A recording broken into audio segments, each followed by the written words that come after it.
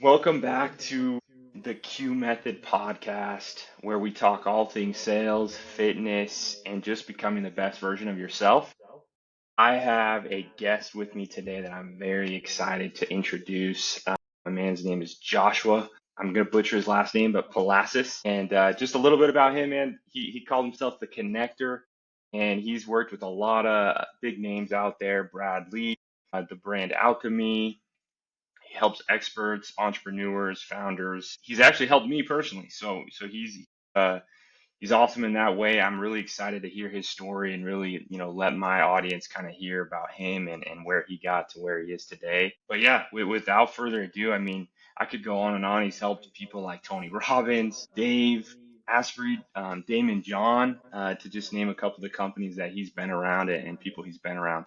The connector, my man, Josh, how we doing? Good, dude. Thanks for the warm intro. Nice to meet you officially. We've been Yeah. connected for a while now, but it's one thing to have internet friends, another thing to make them real friends, right?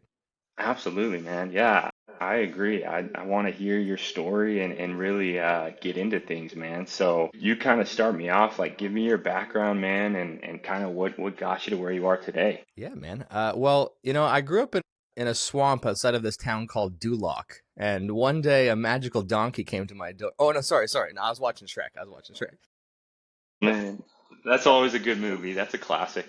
Yeah, for a second you were like, "Wait, this guy grew up in a swamp? Is he from Florida? What's going on?" No, yeah, I'll give you the quick rundown. I guess I born and raised in Hamilton, Ontario, in Canada. It's about 45 minutes from Toronto. I've lived in Toronto. I've moved out east for a bit for military stuff. I essentially went to university for criminal justice. I thought I was going to be a cop. Actually, at first I thought I was going to be a family doctor, and then I thought about it, and I was like, "Well, wait a minute." Mm, I don't really want to be a family doctor, so maybe a psychologist. And so I applied to universities for psychology and for criminal justice, and I got accepted to both. Ended up kind of narrowing down into the criminal justice route, and my university gave me a degree and a diploma. So I have like a police foundations diploma and a criminal justice degree. So I thought, okay, maybe lawyer, because I was watching Suits at the time. But then I was like, no, not a lawyer. And then I was watching Breaking Bad, so I thought maybe maybe I'd get into drug enforcement. And then I was, it's funny how much we're influenced by the things we watch, right? But 100%. Yeah. but yeah, I started to realize, well, a couple things. I thought I was going to be a cop. I thought I was going to be maybe SWAT, something like that. I never thought I was going to just be a beat cop or a detective. I wanted to do something intense. So Mm, realized in school that I was probably not going to get accepted into the Toronto police or any like major urban city police as a young 20-year-old with no experience. So what everyone was suggesting was go get life experience, go, be a firefighter, go join the military, go do something. And military recruiters came to my school second year, I think, and they were like, "Hey, man, we'll pay for everything. It'll look good on your resume, and you come serve for us." And I was like, "Cool, that sounds good." there you go. Ended up giving a couple years to the military. Got out earlier than expected for a few reasons, but really it comes down to this, and then this kind of moves into the rest of my story. Is for the Cool. first time in my life, not because somebody told me these things, which is blows my mind now that we're not taught this in school, but I started to realize it without realizing that I was looking ahead at the people who were in the positions of authority that I would be in eventually. And I was like, okay, wait a minute. I don't want my instructor's life. I don't want their income. I don't want their lifestyle. I don't want their freedoms or lack thereof. I don't want their Mhm. failed marriages. I don't want to go to strip clubs on the weekend all the time. I don't want to do drugs. I don't want to be depressed. I don't want to kill myself. And these are the pattern. Not that everybody in the military follows those patterns, but Mm, it was heavy in that space, especially if I wanted to go army infantry, which is what I was doing, or if I wanted to go into special forces. Like in Canada, we have CSOR, JTF2. These are like our Navy SEALs, our yeah, anyways, groups like that. And I started to make this realization that if I went down that path too deeply, I would have to kill a part of myself that I wasn't sure if I was willing to. And this part of myself, the connector, the social entrepreneur that I didn't know was even there yet, but I knew mhm. that I had something deep down that if I went the path of vengeance and justice, I would have to kill this part of me. Maybe I would still have my humor, but it would be a lot darker. But I wouldn't be able to, I don't think I'd be able to have a family. I don't think I'd be able to have Mm, kids or commit to a wife. I knew myself enough to know how much I carry burdens and how much I carry the weight of heavy emotional things. Even we'll probably get into this, but yesterday yeah, when God bless his soul, Charlie Kirk got shot and killed, I feel absolutely. very heavy, man. I don't know the guy. I feel like I have. I've been watching him since the Yeah. very beginning. He followed me on Twitter like 6 something years ago when he was starting his campaign of building social. Like it's Yeah. been a long journey of following this guy's life, and so, but I'm taking that on. I'm very empathic, I guess is the word. I feel Yeah. things heavily.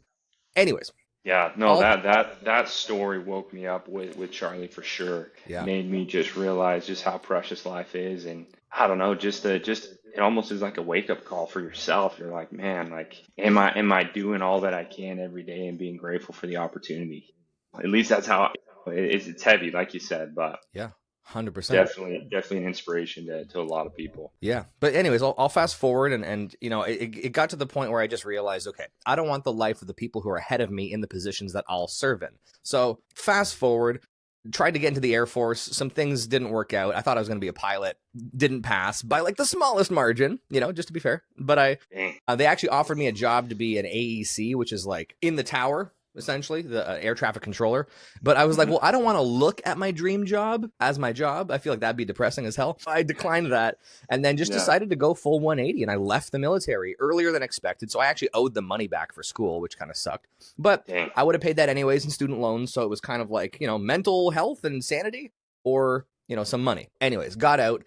Then I realized, well, shoot, I don't want to be a cop either for many of the same reasons. Is I would have to kill that part of me because even anyways, without getting into it, a lot of the cases I learned about in school and things I dove into, Hmm. when it came to some of the, let's just say some of the real evils out there, especially things with kids, with abusing women, like, man, it unlocked a violent anger in me that I don't know if I was a cop, I'd probably shoot them in the head, man. I don't I don't think I could arrest them.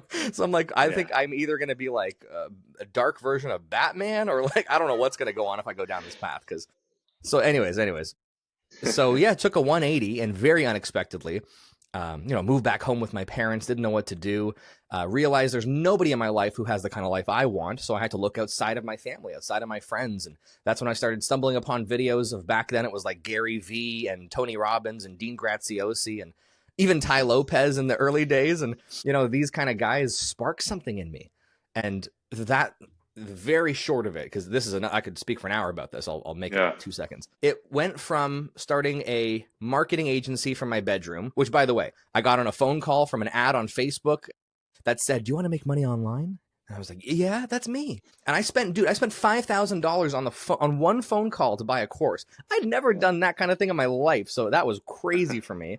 And then Yeah. after that, I probably proceeded to spend another 30K ish on Mm. education and whatnot over the next couple years. And yeah, man, bought courses, learned everything from Facebook ads, Google pixel tracking, growing social media, buying and reselling things, some basic day trading, some crypto, some, Mm. whatever it was, you name it. I learned it. I figured it out. I got into it a bit. Amazon FBA, bought a course for that. Mm. Audiobook ghostwriting. Don't even ask me about that. It's just all these little paths. And I kept, kind of chasing after opportunity. And I realized, thankfully, that success was going to come more from the right relationships rather than just the right opportunities, quote unquote. So then I switched my focus, looked for mentors, looked for people who had the kind of results I wanted, and then I could just reverse engineer. I could just do whatever they did. So I ended up Mm. meeting some mentors, started to get into the direct sales industry, doing some e-commerce stuff. Anyways, that was a multi-year journey of education, growth, developing myself, my skill sets, all that.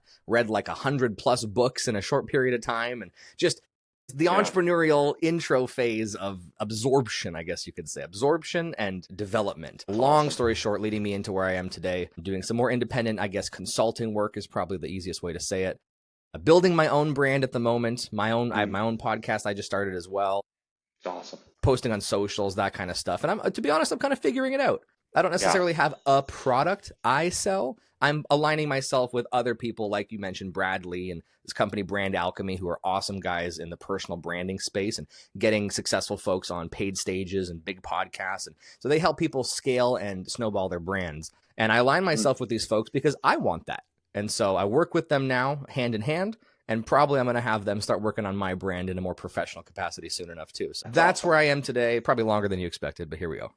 No, I love it. Thank you. Thank you for kind of diving in there. So much to break down from what you said that I want to like take down like rabbit holes. But Yeah, yeah, I yeah. guess we'll start with like the thing that you said about just trying to find your path, man. Like Mm. You went down a lot of different paths to really figure out, and then you said, I'm still trying to figure it out, and I couldn't resonate more with that. It's like nobody really has it figured out. It's just the thing that resonated with me is how many paths you went down and just kept going.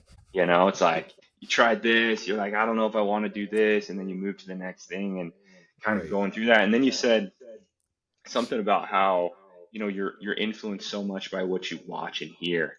And I Mm. thought that was an interesting statement there. Kind of speak to that a little bit, and how have you seen that influence you in your life with what you watch, what you hear, and whatnot. Yeah, well, I will say right now, I just finished season 1 and 2 of Dexter. I'm rewatching. It's probably not the healthiest show I could be watching. Yeah, So not the yeah, best if influence. yeah, if there's any murderers you find chopped up in bags in the ocean, no, I'm kidding. I'm not going that route. Yeah, well, it's crazy. I remember actually walking into the first seminar I ever went to when I got Hmm. connected to those mentors a few years back, and there was this Yeah. gentleman who walked, and it was like a hotel conference room, somewhere nearby, and everyone's kind of chit chatting, and they're like, "Okay, hey guys, our speaker's about to come in. If you guys could all take your seats, whatever." This guy walked in the room, and for the first time in my life, I was like, "Whoa." Like there's a presence that follows this man. And Mm, it wasn't about the money. He was a very wealthy guy, but it wasn't about the money. Like the man, his presence commanded respect and authority. And I was like, excuse my French, shit. yeah. Like, whoa. I Yeah. didn't and then the way he talked, and he was so passionate and effortless, and I remember thinking in my heart, like, I want that. And not because I want power and I want to command people. It's like, wow. I didn't, and I really believe you don't know what you want until you know what you can have. So Mm, putting yourself out there, getting experiences, learning, growing, you don't even know what you want if you stay in your little bubble.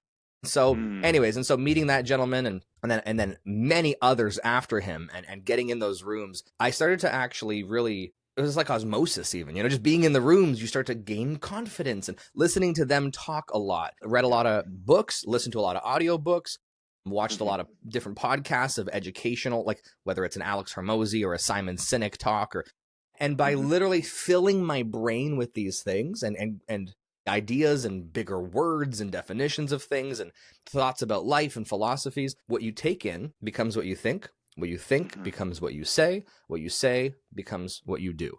And my like you want to go, that started to transition over time, and Yeah. I actually started to speak better, and my brain would go faster than my mouth, so I could actually speak effortlessly and not sound like an idiot. And a lot of that took even active work. I remember hearing Jordan Peterson one time talk about the power of the silence. If Yeah. you're about to say or something, pause and just think first. And that silence actually draws people in, and they want to hear and listen.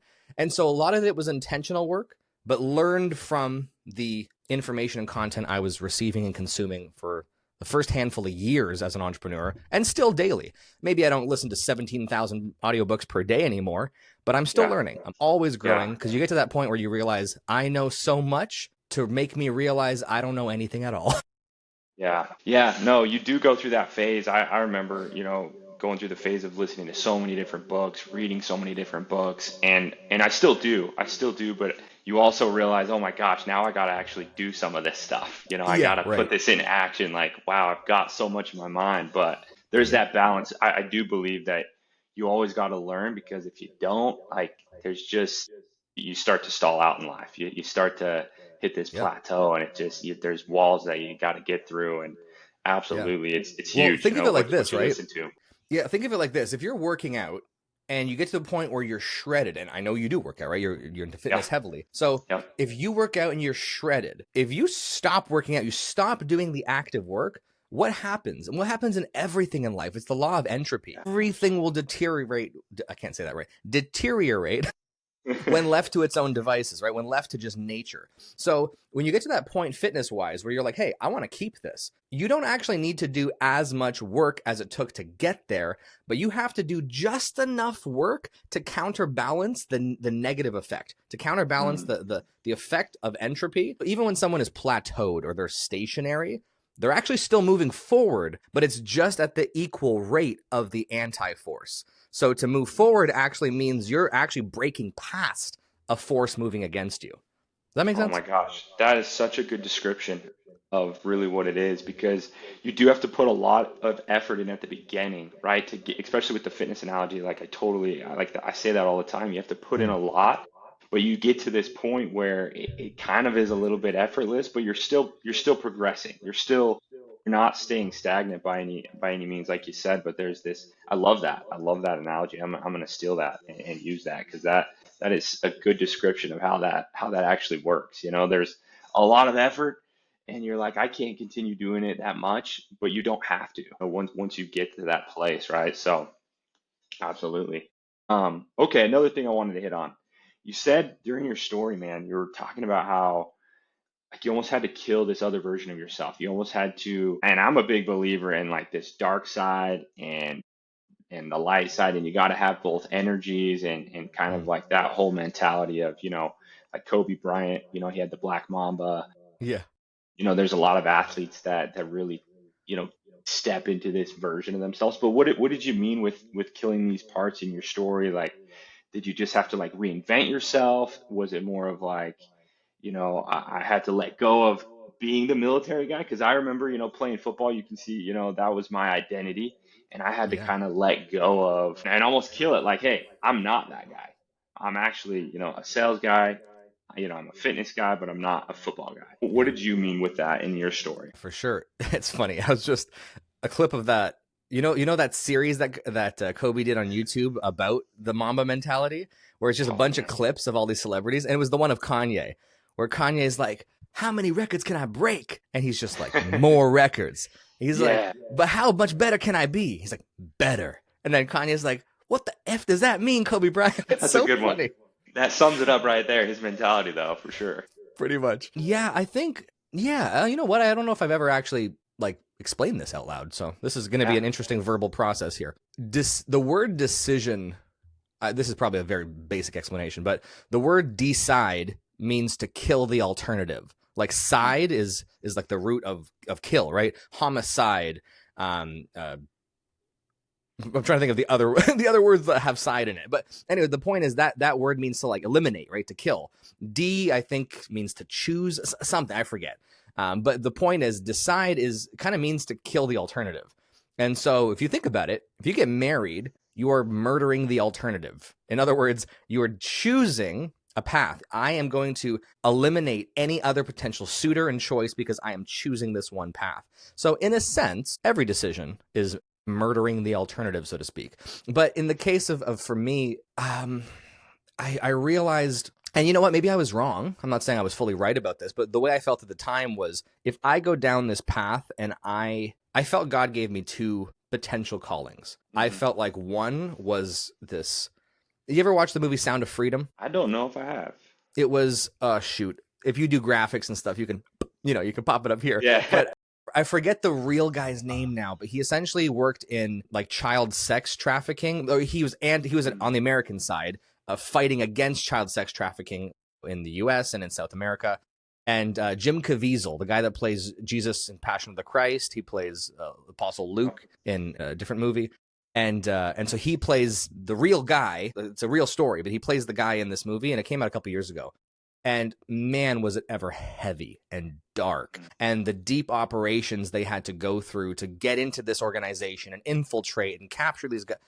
Oh man, that would have been the path I probably would have gone down. Very heavy, very dark. Just feeling that need. And maybe that's why I love superheroes all my life too, especially the darker, Yeah. gritty side of like DC and stuff like that, because it spoke to this deep need in my soul to really enact vengeance on this earth and on God's behalf, so to speak. And so knowing that I had that in me, and some people will meet me and say, Josh, what are you talking about? You're the most haha, joyful, funny, whatever guy. And I'm like, well, I choose that, but it doesn't mean I don't have something else inside of me. And that's, I think Jordan Peterson, I think he's talked about a weak man is not, I forget the term he used, but in other words, it's not good to be a weak man. A truly courageous, strong, man is someone who can be a monster and has the ability to be a monster, but chooses to be a warrior, a protector. You use that strength. Yep. Again, I'm botching what he said. He said it so much more Yeah. elegantly. But I realized I had that in me, and I had to kind of choose if I go down that path or if I go down a different one, which was a question mark at the time. But I just felt like the other path had more light at the end of the tunnel. It had a family potentially involved in Hmm. it. So yeah, and you know what? And I see a future now where there could be possible. Maybe it's I'm a wealthy entrepreneur and I can give money and resources to Hmm. efforts that help child sex trafficking, or whether it's maybe orphans or something. I see a Yeah. world now where both can happen in a sense. I just might Hmm. not be the one with the bulletproof vest and the gun banging indoors, you know? That's what you dream about. Yeah, well, Okay, sometimes. okay. Okay, cool. So, okay, I like that. You got to kill that side of you, and when you make a choice, you essentially are doing that. That's a good way of saying it. You just have to make the choice Yeah, to move on, or to do whatever it is next in your life. Okay, yeah, so for you then, man, like with this story, how have you seen, obviously I'm big into sales. I've been into sales since, finishing football, right? A long time ago. And I've seen it benefit me in so many different ways, and I believe everybody's in sales. So I don't care if you tell me you're in marketing. I don't care if you tell me you're in this or that. You're in sales. You're trying to sell yourself. You're trying to, influence other people. In yeah. your mind, how has sales played a role? Like, what have you learned about sales on your journey to this point?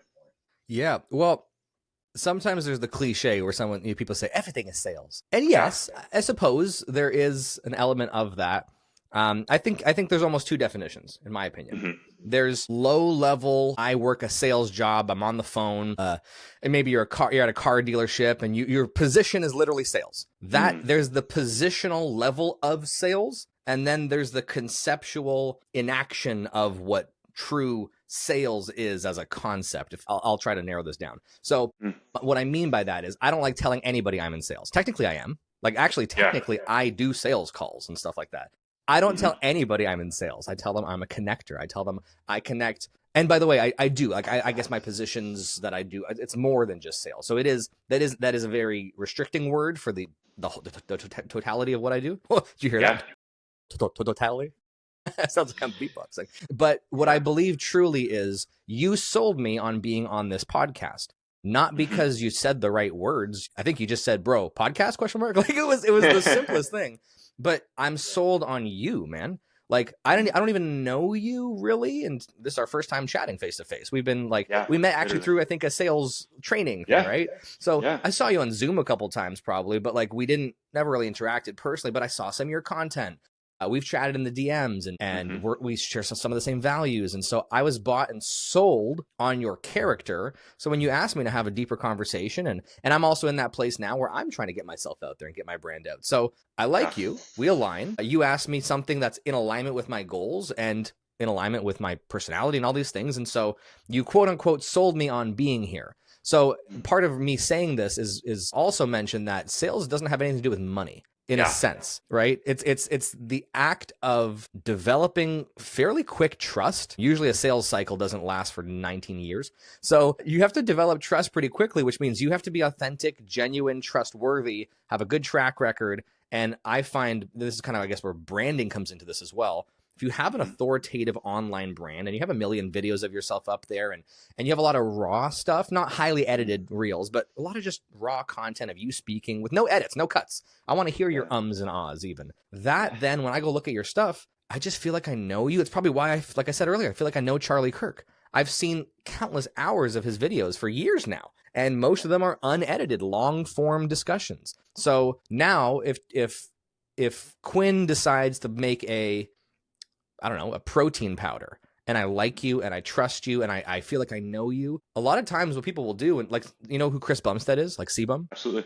Right. So Mr. Yeah. Olympia, like he's the guy, right? But he also has Yeah. a brand. He's not just Mr. Olympia. He's built his own social media brand. Now he's, I think, partnered with Gymshark, and Hmm. Sebum has a protein powder. I've never tried it. I've never looked at a review. I currently need a new protein powder that's fairly healthy and, whatever. I'm probably going to buy his and try it out. Now, if it's a bad product, see, this is the funny thing is the product comes secondary, I think. I trust Hmm. him. I like him. I'm sold on the guy. I'm sold on the man. I trust him from what I see. Now I'm going to spend my money to buy a product. If the product sucks, I'm not going to buy it again. And I actually might think less of Sebum, right? But if it's good, if the product that you deliver matches the expectation of your brand and identity, now your brand and identity are elevated to a new level. So I actually think whatever you're selling is secondary to yourself being sold to that person with your trust and your authenticity, which I think are number one. I might have derailed that question a bit, but whatever. It ended there, and I'm happy with it. Yeah, man, that's good stuff right there. I love that you took it a different way with sales. You didn't say the typical thing, right? It's like you said, it's influence. It's being able to just be yourself, be authentic, and For you'll sure. resonate with certain people, and that will come to you. You don't have to sit here and be like, I'm a salesman. I sit and sell all day, right? Yeah. It's Well, it's you not that. felt that, right? You felt Yeah. when you're in a room with somebody, whether it's at a dealership or something, and they're trying to sell you and you know it's leading to something, or a door to door guy, versus someone you build a relationship with, you like them, and then they're like, Mhm. oh, by the way, I also do this thing. And you're like, dude, let me buy that from you. Yeah, You, totally. I'm sure you've had that experience, right?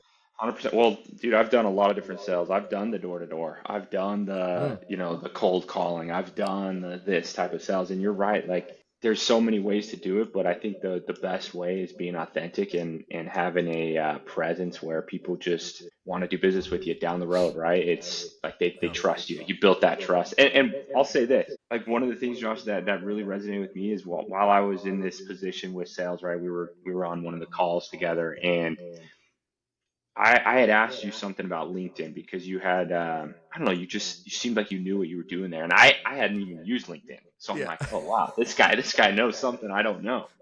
And I remember asking you for advice, and you sent me so much stuff, like completely over delivered, free, no strings attached. You didn't ask for Yeah. I'll like a send you my Venmo kickback. after this. Exactly. I might Venmo you. Yeah, literally. And I just remember that, man. I was like, dang, this guy really like took the time to kind of give me some guidance on where to start, how to build a little bit of a brand on LinkedIn, what to do. And that resonated with me to the point where I wanted to invite you on my podcast just from that one experience. I'm like, this guy's different. Yeah. That's cool, man. Like you said, comes back around, right? And Yeah. I think that's what you're saying with sales is it's kind of one of those things that you build your, I like that. You build the brand, and then when you sell something later, the people that are sold on your brand will probably buy the product. Well, think about it. How many people have made a course or published a book or, whatever? Hey, I got this really cool water bottle that I made. Hmm. Who are you? What? Hello? Right? Why do you think people go Yeah, on Shark Tank? Look, most of it's not for the money. Most of it's for the clout and for the, hey, I yeah. got I got Mr. Wonderful backing my product. I got Mark Cuban is on my team. Come on. Yeah. That will lead to so much more capital than the capital they give you on the show. And half of these Mm, people too, they're like, I'll give you 25% of my company for $100,000. I'm like, bro, 100K realistically long term, 100K is pennies. Like that's true. you could probably get a loan depending how much money you've taken out already. You could probably get a Yeah. few loans or get some friends together to get 100K. So to give up 25% of your baby of your company, that's a big deal. Which obviously that's why they go back and forth in the show about percentages. But Yeah. but they know what they're getting. They're getting the Yeah. entrepreneur more than they're getting a few bucks. That's so good. Okay, so Yeah, how? Shark Tank wouldn't even exist if it wasn't for the power of the brand. Actually, I'm realizing that as I'm saying it. That is Yeah. what Shark Tank is. It's not even about True. the people that are coming on the show as much as it is to say, like, at least that's how I view it. I want to be the Hmm. shark, not the guy begging for 25%, right? Yeah. Yeah. No, literally. And they built their brand to a point where people would give them parts of their company just to have their guidance, literally. Yeah, Not the yeah. What money, just their presence. what Yeah. are you and I going on Shark Tank for? Right now today, we go together Hey, to pitch a product. What's that? What are we pitching them? you got me thinking that we need to invent a protein powder over here. I'm like, man, maybe I should Maybe need to get into supplement. wait a minute. How about we make a drink Energy or a drinks. powder Let's go. that you drink it when you go to the gym and right away fast acting energy, but then it has protein in the drink that's delayed. So the protein absorption somehow through whatever science, it doesn't get absorbed for another hour. So or Yeah. whatever, an hour and a half. So you Heck have yeah. that time window to drink it, get the energy, work out, and then absorb one drink and done. Boom. 30 grams of Done. protein. Selling everyone. It's game over. It's game over. We'll call it the No, quash. The that's Quinn Josh. right. That's right, man. Absolutely. Okay, so after we do that and we go make millions selling this product, I guess for you, man, like I also love asking, entrepreneurs, people in sales, just people about this. But, for you throughout your journey, man, how have you seen taking care or not taking care? of your health and fitness play a role in everything that you do? And I don't know, in what ways have you seen, or in reverse, maybe where you don't take care of yourself, you go through a part of your life where you're like, I'm not taking care of my fitness. I'm just going to focus on work. How have you seen that come back to bite you, or how have you seen taking care of your health really, really help you flourish? Yeah. Funny enough, you say taking care of myself. As soon as you said that, I was like, oh, I got to remember. I have dry lips for some reason. This is chapsticks, not lip balm, or not lipstick, I promise. I realized on a I'll couple of believe my you. first podcasts, I had dry lips, and I'm like, oh, that sucks. So really, really quick break. There you go. It's okay. Keep it in. Clip. Actually, you know what? Clip this. This will be a No, big. but Maybe we should sell chapstick. maybe, you know what? There it is. Men's, just like there's all these like men's skincare brands now, like dedicated for Hmm. men. That's it. Oh Boom. yeah, Dr. Squatch, hit us up. Yeah, dude, that's a good question, because yeah. I think I'm trying to remember the timeline. I think it was when I started this journey is when I also started my fitness journey. Now, don't get me wrong. I was always relatively fit growing up. I was always in different Yeah. sports, or I did martial arts for years Mm. as a kid, just different sports all the time. When I was in the military, I would say I was pretty in shape. At least my cardio was pretty on point. I had to be, otherwise you'd die. So I had a period though coming out where I had lost my identity, didn't know what I was doing, felt kind of depressed, moved back home with mommy and daddy, right? It was like and so I let that get to me, and I didn't get fat, but I got heavier than I'd ever been. I had a double chin. You know what I mean? Like, it was fat to me. My girlfriend at the time was like, "You're not fat." I'm like, "I'm fat." And man, did I ever feel like a bag of shit. I was trying to think of a more creative word to use, but for many reasons. And then I've had some ups and downs in that journey since then, where I would get really in shape and get in the grind, and my mind was focused and everything was focused and I felt good. And then, maybe I had a bad season, or maybe I had switched businesses and I felt lost and confused again. And that lost and confused feeling then translated into my motivation, which then meant I didn't go to the gym, which meant I gained more weight, which meant I was more mentally fogged, which meant I was more depressed, which meant I was more, and the cycle repeats, right? And so Yeah. it's funny how, what's the expression? We always fall to the level of our habits. And I realized in a couple of those cycles, and maybe it took me a couple times, if I didn't have established habits and I only acted on motivation, I would never go anywhere, because every time I felt sad or something, everything would just disappear. I would stop going to the gym. I'd stop eating well. I'd stop doing all the things that would lead to a healthier life. So I had to start developing, and I'm still working on this, by the way. I have to develop good habits and good discipline around those habits, way more than I rely on my motivation or my feelings. In fact, in the last few months, I've probably had way more days where I feel like jumping off a bridge than anything else. But I'm still going to post, though. I'm still going to go to the gym, though. I'm still going to do that, because my habits and my discipline are much better today. Even though last few months, for many reasons, I'm fine, by the way. I'm not going to jump off a bridge. But my point, I kind of exaggerating by saying I've been going through some stuff personally and emotionally and mentally and in my life. But Yeah. who cares? You know what I mean? It's like, if I let that now derail me for the millionth time, I'm going to be 55 and say, man, I can't wait till I'm successful. Because Yeah. success doesn't care about your feelings. Just like, facts don't care about your feelings. Well, success doesn't either. It's a universal law. It's a universal entity that requires a certain amount of effort and sacrifice. It doesn't care how you feel about it, right? And at the end of the day, some people might take that as harsh, but like, I'm not saying I don't care about your feelings. I'm saying if you want to be successful, you need to do the action steps necessary and required. And I always recommend this book called The Dream Giver by Bruce Wilkinson. Such a great book. It's a parable, kind of like the Pilgrim's Progress, or a lot of Bible stories even. So very, Yeah. very long story short, it's a boy named Ordinary, and he lives in the land of familiar. And every day Ordinary goes to his normal job, and so everything has a funny name. That's exactly what it is. But long story short, Ordinary goes on a quest to find his big dream. And he trusts in the dream giver, God, who's like leading him. But Ordinary goes through all these phases. He goes into the wasteland. He goes into the land of promise. He goes into the valley of the giants. And each of these phases, dude, I'm telling you, I've read this book probably 3-4 times. Every single time I read it, usually once a year or so, I'm in a different place in the book. And it freaks me the hell out, because this author nailed the journey. And you can input in that journey. I'm glad he used all these generic words, because I can input the names of the people who were my border bullies moving past my comfort zone. Or I can name the place or the time or the heartbreak that was in the wasteland or the valley of despair or whatever. And so you fill in the gaps with what you've been through, but you realize, oh my God, there's things that are just required of me on this journey. And if I don't develop those, or if I don't get to that next chapter of the book, so to speak, then yeah, I could sit here and complain all I want, but this path demands certain activity. And anyways, I'm derailing my answer now, but yeah. That's so good. No, that's so good.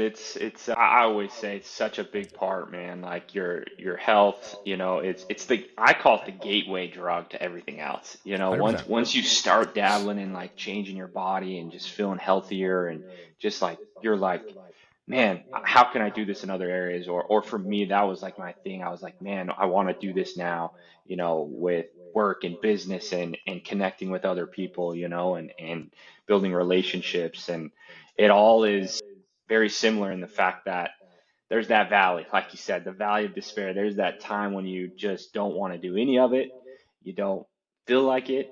And if you can just push through that, there's always that other side and just yeah, you got to get your health in check, right? It's Yeah, something I always talk about, right? Figuring out 100%. ways to improve that for sure. Cool. Well, it That's goes back awesome. to even what I was saying about branding, right? Yeah. If you walk in a room and you are put together, you are healthy, you look good, you're well groomed, you smell good. If all all those things are in place, you don't have to be a handsome guy or like a she's Yeah. so beautiful. It's not even the traditional metrics that matter as much as the effort you've obviously put in to making yourself your highest form, if that makes sense. So Hmm. when a guy walks into a conference room or to a business meeting or even on Zoom, if somebody shows up, I mean, I know I'm wearing a hoodie today, but this is kind of like my new, my new fun style, It's and good. it's a nice hoodie. My friend actually designed it. Oh, Anyways, cool. but when you show up, I would say 90% of it is your energy. It's your confidence and your clarity and your attitude. But then the rest of it, though, is yeah, like I mean, at the very least, I'm groomed. I'm put together. I smell good. If you want to come over Yeah. here and take a whiff, but it matters, man. If I'm 500 pounds and I'm telling you about how you can be successful taking my program, I'm sorry, and I don't mean any personal judgment towards that person. People are taking you less seriously. Yeah. Period. Yeah. We can't help Yeah. it. So Amen. Yeah. And in this world we live in where we try to hide that truth, it's a truth that it's always there. It's just human nature, we judge and we that your presence does matter for sure in yeah. your health and fitness. So that's Well, I tell people too, like if you go to the gym and you want a personal trainer, and there's the guy who's certified and yeah. he's 200, actually 200 is not a lot, depending on how big you are. But if you're 300 pounds and you have a PT certification and you have and you're like, yeah, hey man, you want to start doing some sit-ups? I can show you in the back. You're like, oh, cool, I got to pay you. Versus you go to the weight section in the back and there's just this dude just crushing like 80-pound, curls. And you're like, Anatoly, is that you? No, hold my mop, Yeah. please. But even if that guy is like, he can't even speak English and he's like, I don't have certification, but I train you. Dude, I don't care if he's can't even speak. I would want to learn from him. I would just follow what he's doing if he has the physique and he has the attributes. So I care more about, I guess, like qualification than certification, if you want to call it that. Yeah. No, that's great. Yeah, and in life, the experience that is more powerful than just getting more information, right? So absolutely. Now I have kind of a deeper question for you, kind of as we're getting to the end of this here, All right, let me and take my sweater off for this. Let me get. yeah, Well, I'll get deep. yeah, this is serious. This is serious. Here we go. This is a serious one. Okay, so if you were to define, and this is just a question that I always think about, and so I'm going to ask every single guest that I have this question, Yeah. right? And so there's no right answer, and it changes throughout your life. I understand that, but I want to know right now for you, what is your definition of success, of winning? What is your definition at this point in your life? If you were to describe what does that mean to you, being successful, winning, what is that definition? Yeah. Honestly, I'll tell you this right now. That's hard for me to define because a year ago I would have told you, well, it means exactly this much money and this type of Mm, time freedom and this and living in this exact place and doing this exact thing. I think in the last, let's call it a year, maybe like 8 months, something like that, a lot of things have exploded in my life in one way or another, some good, some bad. And I'm at that place where every single day feels like, okay, imagine everybody close your eyes. Oh, here, let me get real close. ASMR on the mic. If you close your eyes and you just think, you're in pitch blackness, and every step forward, there's like this step that lights up, right? And so you're like, oh, okay, I can step. Okay, there's the step. There's the step. But the step only appears when you put all of your forward momentum and there's no going back. So you're praying, you're hoping, you have faith that a step will appear. That's my life right now in one way or another. And to a degree, it's very freeing because I had such an idea, a specific idea where I want to live, how I want to live, what I want to do. So right now, I would say success is making sure that there's a step there every day. Ultimately, and this is kind of where I'm at. Like you mentioned earlier, I have a faith in God. I'm Christian. Yeah. I very much believe in God and Jesus Christ. I go on these walks a lot where I walk by myself, even late at night, like in the dark, and I just pray out loud. And my prayers have shifted more from God, give me this, to a few things like, God, whatever the result is that happens, please give me the strength to be able to accept that and move forward with, humility and strength and all these things. So I'm more so asking for strength to accept the path he's laid out. And also a very specific prayer I've been doing lately is, rather than give me this result, it's please give me clarity around which doors you are opening versus which doors I'm trying to pry open myself, or the enemy is trying to open for me and it seems like I should walk through. Because success for me right now is being in alignment with the plan God has for my life and having clarity and confidence around that.